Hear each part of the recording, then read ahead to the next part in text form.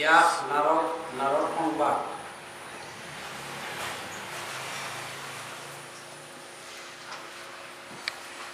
কৃষ্ণ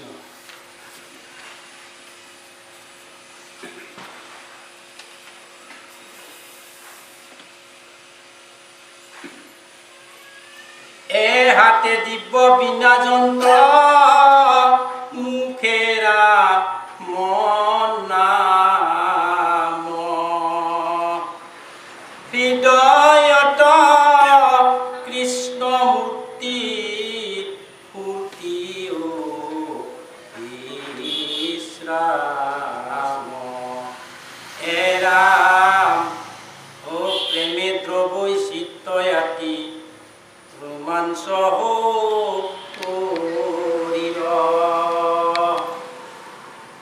ধারায় শ্রবন্তে আছে নয়ন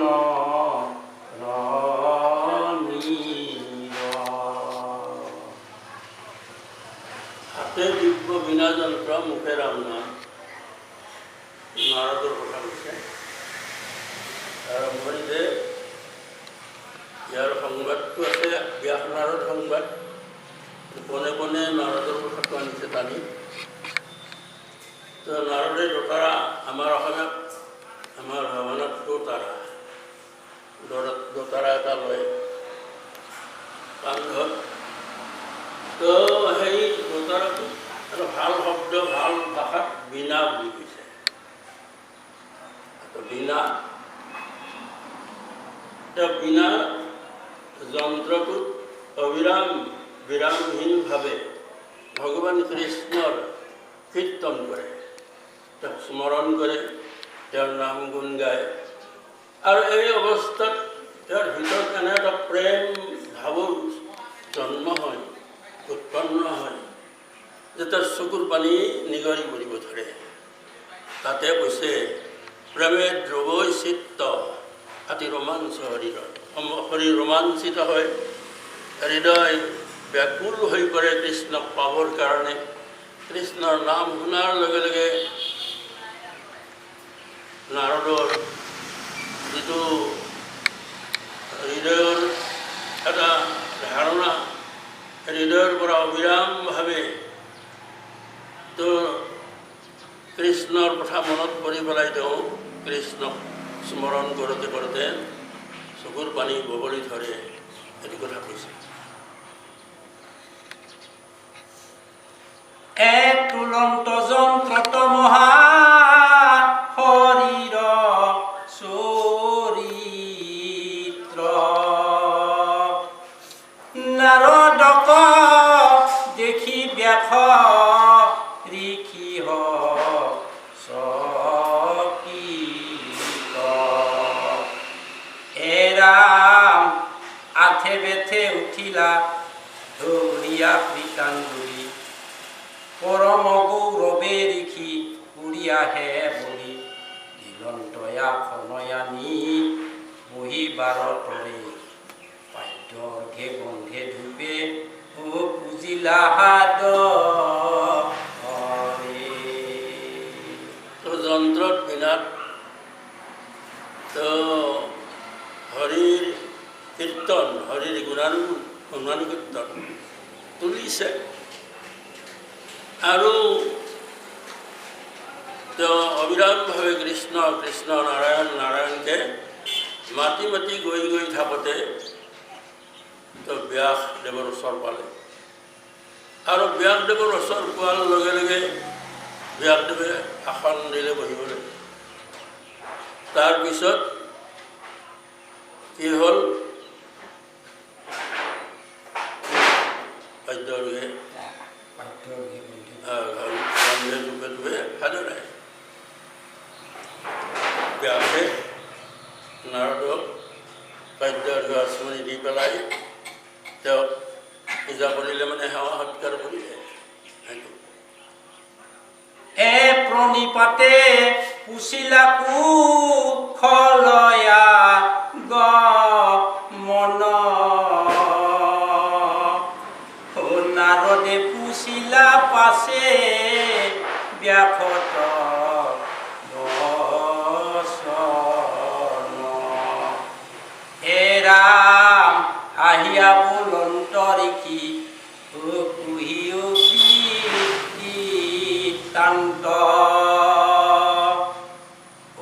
কিবা হেতু নাহি কেতু মাৰচি তহান্ত মহাউচ পিছকীয় ক্ষীৰ নুহি চিত্ত মহন্তৰ মোহ এইটো কিনো বিপৰীত এই চাৰিও বেদৰ কৰি লাহা শাখা ভেদ যাৰ যেনে জাতি ধৰ্ম ও দিলা পৰিছে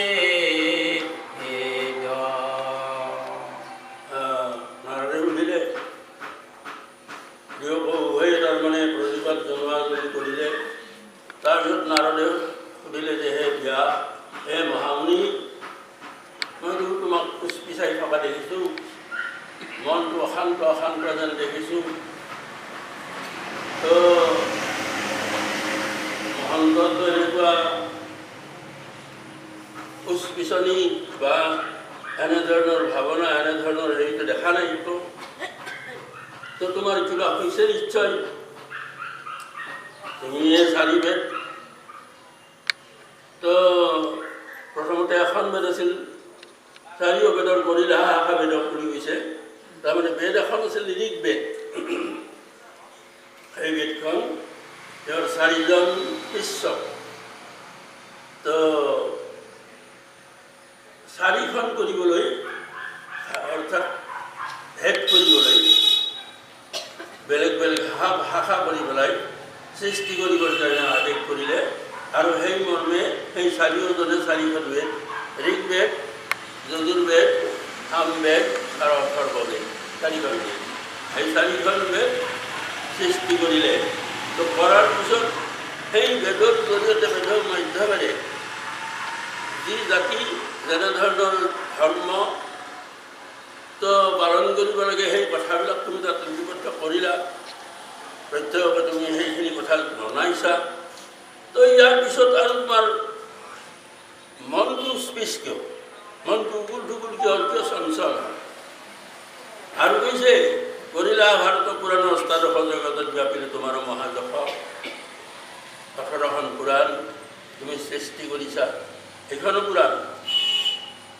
আপোনালোকে মনত ৰাখিব ভাৰত মহাভাগৱত এইখনো পুৰাণ 18খন তাৰে ভিতৰত এইখন পুৰাণ সূৰ্য বুলি কয় গোটেই পুৰাণৰ ভিতৰত 18খনৰ ভিতৰত এইখন শ্ৰেষ্ঠ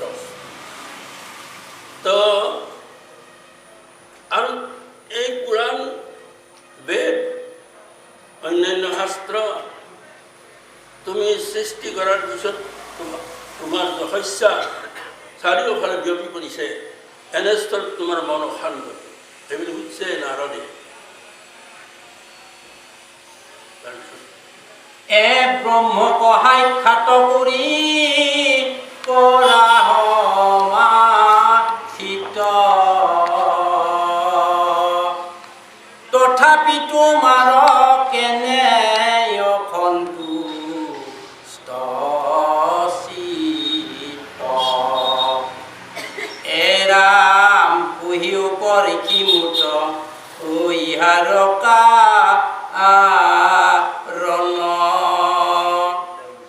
শুনি প্ৰণী পাতে ব্যাখে বুলিলা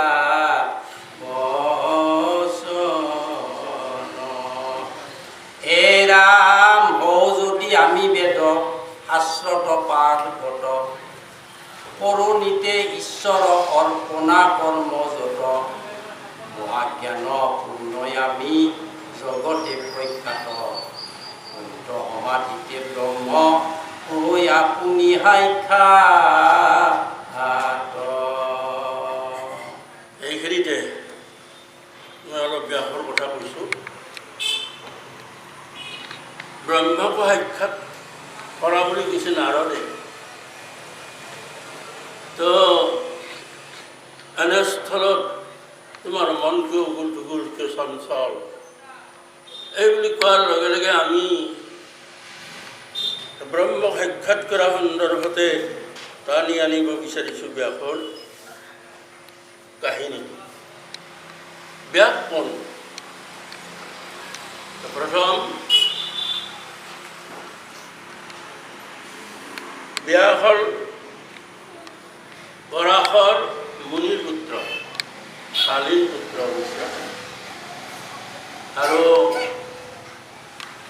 এই ব্যাসৰ মাক হ'ল সত্যৱতী, মৎস্যগন্ধা। তো এটা অলৌকিক কথাখিনি ইয়াতে উল্লেখ কৰিব বিচাৰিছোঁ। এই কথাখিনিৰ ওপৰত নিৰ্ভৰ কৰি ব্ৰহ্মক সাক্ষাৎ কৰি কৰা সমাধিত।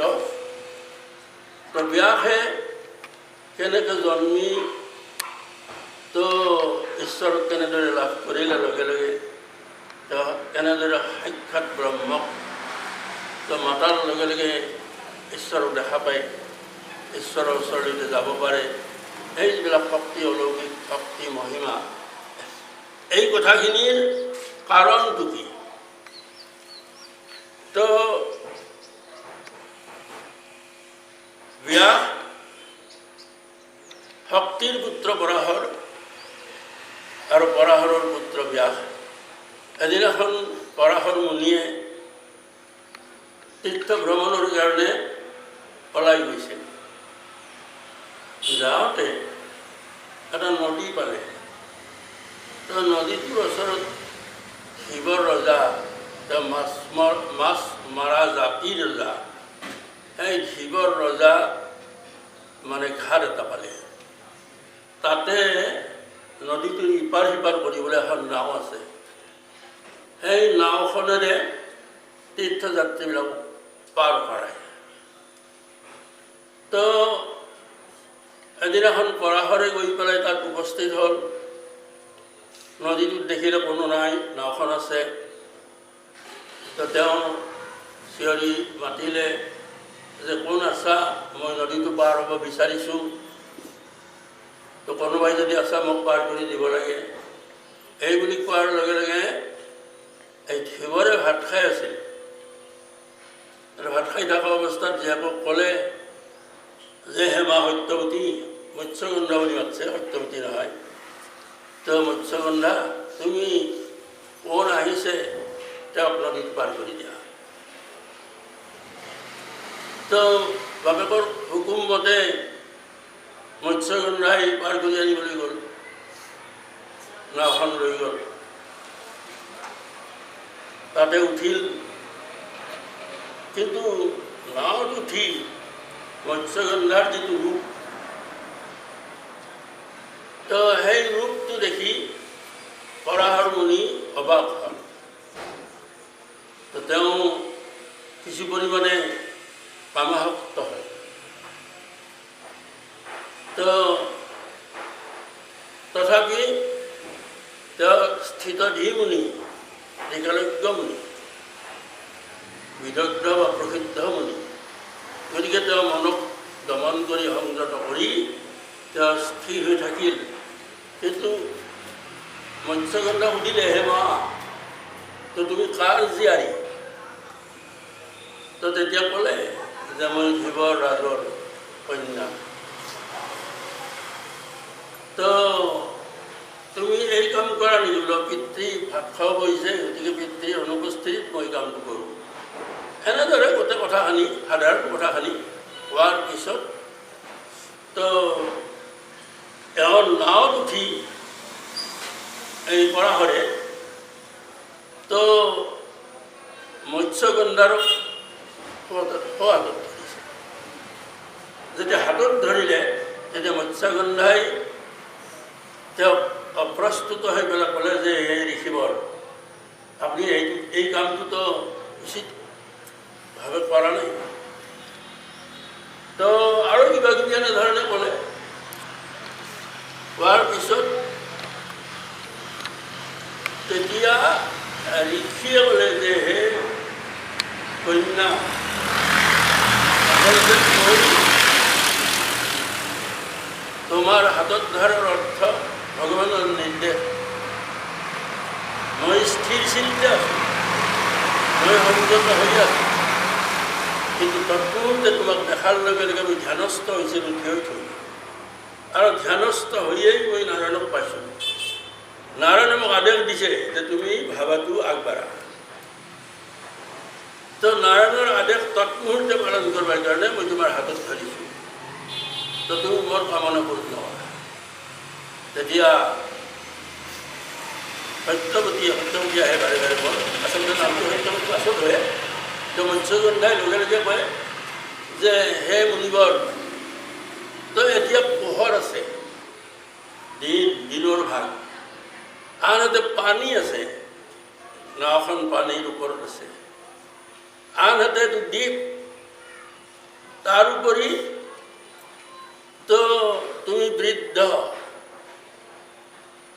আৰু মই এটা সাধাৰণ কন্যা। তেতিয়া পৰাশৰে যে হে কন্যা, তুমি কোনো ধৰণৰ শংকা একো নকৰিবা, তোমাৰ সকলো শংকা মই দূৰ কৰিম যোগৰ ওপৰত। পৰাশৰে কথাটো ক'লে, কোৱাৰ পিছত পৰাশৰে এইটো ক'লে যে মই এই সাধাৰণ যোগ চিন্তা কৰি ভগৱানক মই মাতি আনি তেওঁক ধ্যানত ৰাখি তেওঁৰ আদেশ পালোঁ, আদেশ পোৱাৰ কাৰণে মই তোমাৰ হাতত ধৰিলোঁ। তো তুমি মোৰ মনৰ কামনা পূৰ্ণ কৰা, তোমাৰ গৰ্ভত যিটো সন্তান হ'ব সেইটো ভগৱান সদৃশ হ'ব। কাৰণ মানে সৃষ্টিৰ উদ্দেশ্য আগত ৰাখি ভগৱানে মোক নিৰ্দেশ দিছে, তুমি এটা সন্তান উৎপাদন কৰা। এই বুলি কোৱাৰ লগে লগে তো তেতিয়া মৎস্যগন্ধাই লগে লগে সন্মত হ'ল। তো সন্মত হৈ সেই পানীৰ পৰা তেওঁলোক সিটো পাৰত গ'ল, এন্ধাৰৰ সৃষ্টি কৰিলে, দ্বীপত উঠিল, উঠি পেলাই তেওঁলোকে মনৰ কামনা পূৰ্ণ কৰিলে। পূৰ্ণ কৰাৰ পিছত পৰাশৰে তো মৎস্যগন্ধাক ক'লে, তুমি যিটো শংকা কৰিছা সেই শংকাৰ উত্তৰ স্বৰূপে তোমাক মই কেইটামান বৰ দিম। এইবোৰে 5টা বৰ দিছে। তো 5টা বৰত এটা বৰত তেওঁৰ মৎস্যগন্ধা মাছ গন্ধে শৰীৰটো, মৎস্যগন্ধাটো আঁতৰ হ'ব, কস্তুৰী গন্ধা হ'ব। এটা বৰত তো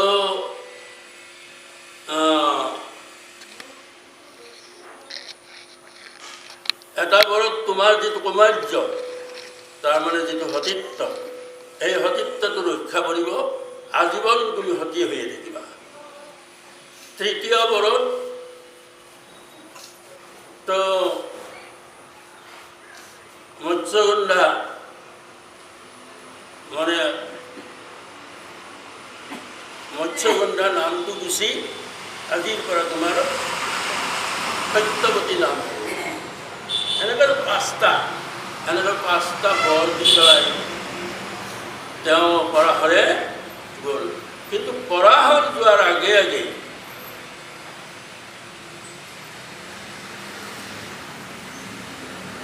সত্যৱতীৰ গৰ্ভত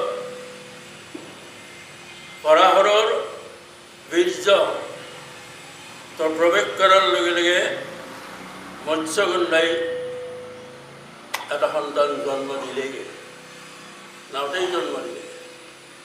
তো জন্ম দিয়াৰ লগে লগে তেওঁ লগে লগে ডাঙৰ হ'ল। তেওঁ লগে লগে ডাঙৰ হৈ তেওঁ বাপেক পৰাশৰ সুধিলে যে হে পিতৃ,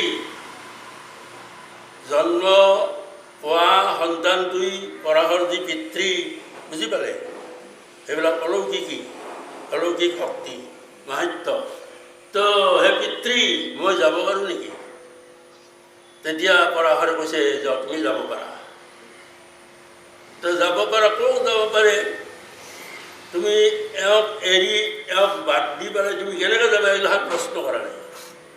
তেতিয়া সত্যৱতী লগে লগে ক'লে যে হে মা, ইয়াকহে ক'লে।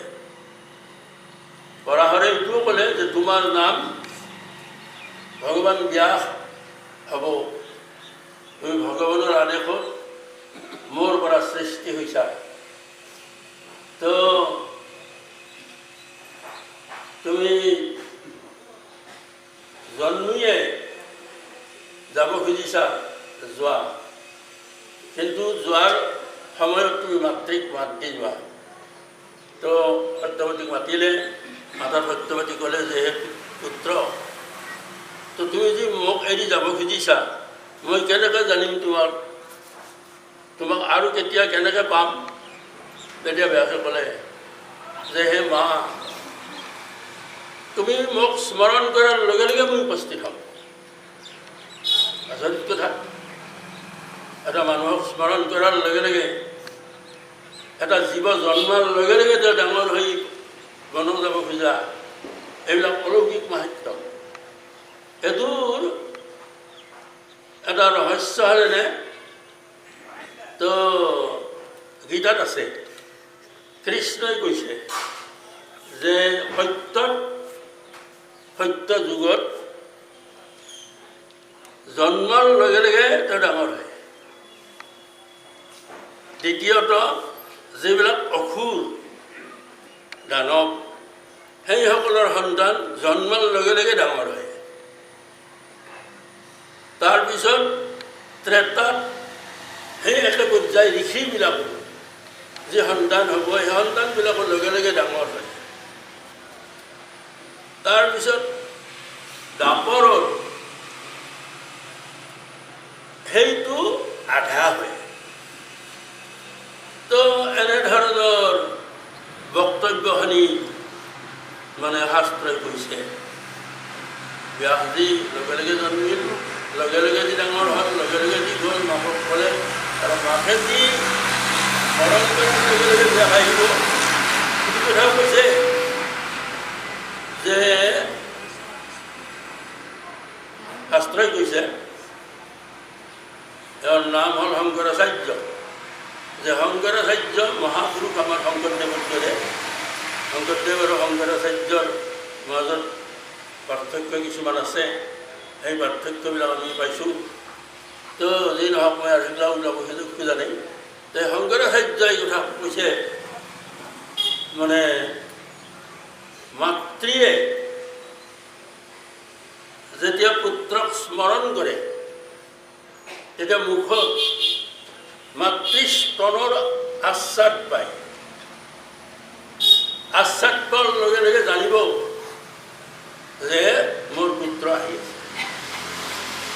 এইবিলাক শংকৰাচাৰ্য কৈছে। গতিকে এইটো এটা অলৌকিক কথা। এনেহেন কাৰণত মানে ব্যাসে কৈছিল যে মই তুমি স্মৰণ কৰাৰ লগে লগে মই তোমাৰ তাত আহিম। আৰু হয়ও এইটো কাহিনী আমি পিছত পাম, যদিও মই এতিয়াই কৈ থৈ দিব খোজোঁ। আৰু তাত বিচিত্ৰ বীৰ্যৰ চিত্ৰাংগত দিও মৰে, মৰাৰ পিছত তেওঁলোকৰ যি বোৱাৰী, সেই বোৱাৰীক কোনো সন্তান নথকা কাৰণে সেই বোৱাৰীৰ গৰ্ভত সন্তান উৎপাদন কৰাৰ কাৰণে ব্যাসক স্মৰণ কৰিলে। তেতিয়াই ব্যাস আহি পেলাই মাতৃৰ ওচৰত হাজিৰ হ'ল। তো হাজিৰ হৈ মাকক সুধিলে, হে মা, তুমি মোক কিয় মাতিলা? তেতিয়া মাতৃয়ে ক'লে যে হে পুত্ৰ, তো চিত্ৰাংগত আৰু বিচিত্ৰ বীৰ্যৰ দুয়ো প্ৰয়াণ ঘটিছে, গতিকে তেওঁলোকৰ বোৱাৰীত তুমি পুত্ৰ উৎপাদন কৰিবা। তেতিয়া ব্যাসে যিটো বেয়া কথা, সেইটো কাম সম্ভৱ নহয়। তেতিয়া সেই সত্যৱতী কান্দিবলৈ ধৰিলে যে ইয়াৰ বিকল্প কি তুমি কোৱা। তো বিকল্প ব্যাসে আকৌ দিব নোৱাৰাত তেতিয়া ব্যাসে সন্মত হ'ল, হয় তেওঁলোক দুয়োৰ তাত দুটা সন্তান জন্ম হ'ল, উৎপাদন কৰিলে। এটা ধৃতৰাষ্ট্ৰ, আনটো হ'ল পাণ্ডু। তাৰপিছত তৃতীয়টো মানে ব্যাসে লগে লগে মাকক আহি খবৰটো দেই যে হে মা, তোমাৰ এই পুত্ৰটো অনা হ'ব। দ্বিতীয়টো আহি পেলাই কয় যে এই সন্তানটো পাণ্ডু বৰণৰ হ'ব। এই বুলি কোৱাৰ লগে লগে তৃতীয় পুত্ৰৰ জন্ম দিয়াৰ কাৰণে ক'ব। তেতিয়া তৃতীয় পুত্ৰ হ'ল অম্বিকা, ডাঙৰটো বোৱাৰী। অম্বিকা নগৈ পেলাই মানে দাসী এগৰাকীক পঠাই দিয়ে। তেতিয়া দাসীৰ গৰ্ভত বিদুৰৰ জন্ম হয়। তো এনেদৰে এই কাহিনীটোৰ আলম লৈ ক'ব খোজা হৈছে যে ব্যাসৰ যিটো অলৌকিক মাহাত্য, মাকে স্মৰণ কৰাৰ লগে লগে যি ব্যাস আহিল, আৰু ব্যাসে নানা যুক্তি দি পেলাই মাকক সন্মত কৰাই অৱশেষত মাকৰ ওচৰত পৰাজয় স্বীকাৰ কৰিলে। যেতিয়া মাকে কান্দিবলৈ ধৰিলে, তেওঁ অসন্মত হৈছিল। তো তেতিয়া মাকক সান্তনা দিয়াৰ কাৰণে অৱশেষত পুত্ৰ উৎপাদন কৰিলে। তাৰপিছত ব্যাস গুচি গ'ল। তো এই ব্যাসৰ পিছৰ কথাখিনি এনেহেন, গুচি যোৱাৰ পিছত কুমেৰু পৰ্বতত আশ্ৰম পাতিলে। আশ্ৰম পাতি ধ্যানস্থ হৈ থাকিল। ধ্যানস্থ হৈ থকাৰ পিছত তেওঁ ঈশ্বৰৰ কীৰ্তন গুণনাম লৈ তেওঁ থাকোঁতে তেওঁৰ মানে ব্যাসৰ এটা মনোভাৱ হ'ল যে এই যি সংসাৰখনৰ জীৱ জন্তু মানুহ সকলোৰে সংসাৰ, এই সংসাৰবিলাক কেনে সুখকৰ ইত্যাদি ইত্যাদি ভাবি থাকিল। তো ভাবি থকাৰ সময়তে তেওঁ এডাল গছত থকা ঘৰ চিৰিকা দুটা আছিল। সেই ঘৰ চিৰিকা দুটা মানে চানা পোৱালি দিছিল। সেই চানা পোৱালি দুটাক বিভিন্ন ঠাইৰ পৰা কিবা কিবি আনি মানে খুৱাইছে, মৰম কৰিছে, আৰু সিহঁতেও কেনেদৰে উমলি জামলি মানে হেৰি কৰি আছে। এই গোটেই দৃশ্যবিলাক ব্যাসে চাই আছে। চাই থাকি ব্যাসৰ মনত এনে ভাৱ আহিল যে সঁচাকৈ মানুহৰ যদি চৰাই চিৰিকটি জীৱ জন্তুৰে এনেকুৱা, যে মানুহৰতো আৰু ইয়াতকৈ উন্নত। এইবুলি মানুহক লৈ তেওঁৰ মনটো ধাবিত হোৱাৰ লগে লগে তেওঁৰ মন লাহে লাহে সংসাৰৰ প্ৰতি আকৃষ্ট হয়, যে ময়ো এই সংসাৰৰ অলপ সোৱাদ ল'ব লাগে। এই বুলি ভাবি তেওঁ তাত ৰৈ থকা নাই। তেওঁ লগে লগে বনত গৈ শংকৰক মানে শিৱক মহাদেৱক তপস্যা কৰিলে। এই তপস্যা কৰাৰ পিছত মহাদেৱ তুষ্ট হ'ল। তুষ্ট হৈ ব্যাসৰ ওচৰত আহিল যে হে ব্যাস, তুমি মোক কিয় মাতিলা? তেওঁ ক'লে যে হে প্ৰভু, মই এটা পুত্ৰৰ কাৰণে তোমাক মাতিলোঁ, মোক এটা পুত্ৰ লাগে। তেতিয়া ব্যাসে পুত্ৰক লাগে বুলি কোৱাৰ লগে লগে শিৱই তো ঠিক আছে তথাস্তু, তো তোমাৰ দৰে শক্তিশালী, তোমাৰ দৰে একে বৰণ তোৰ বলৱান হ'ব, জন্ম হ'ব, মই তোমাক বৰ দিম। এই বুলি শিৱই বৰ দি পেলাই গুচি গ'ল। গুচি যোৱাৰ পিছত ব্যাসে আহিল তেওঁৰ আশ্ৰমলৈকে। আশ্ৰমত আহি আকৌ সেই ঘৰ চিৰিকা দুটা সিহঁতক আৰু দেখা পালে। দেখা পাই এইবাৰ সিহঁতৰ সেই লীলামালাগিলাহাল চাই তেওঁ অৰণি হৈ আছিল। তাৰমানে চন্দন পাতাত, আমাৰ পাতা বুলি ক'লোঁ, পাতাত চন্দন হৈ আছে। হৈ থাকোঁতে তাৰ বীৰ্যস্খলিত হ'ল। কিয়?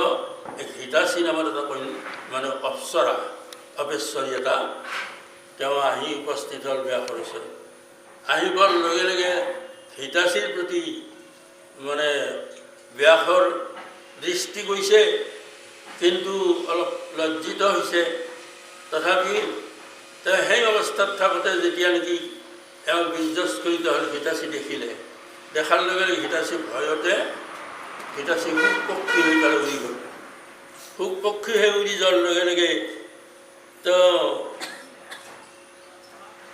অৰণিত আগেই গৈছোঁ লগে লগে শুকৰ জন্ম হ'ল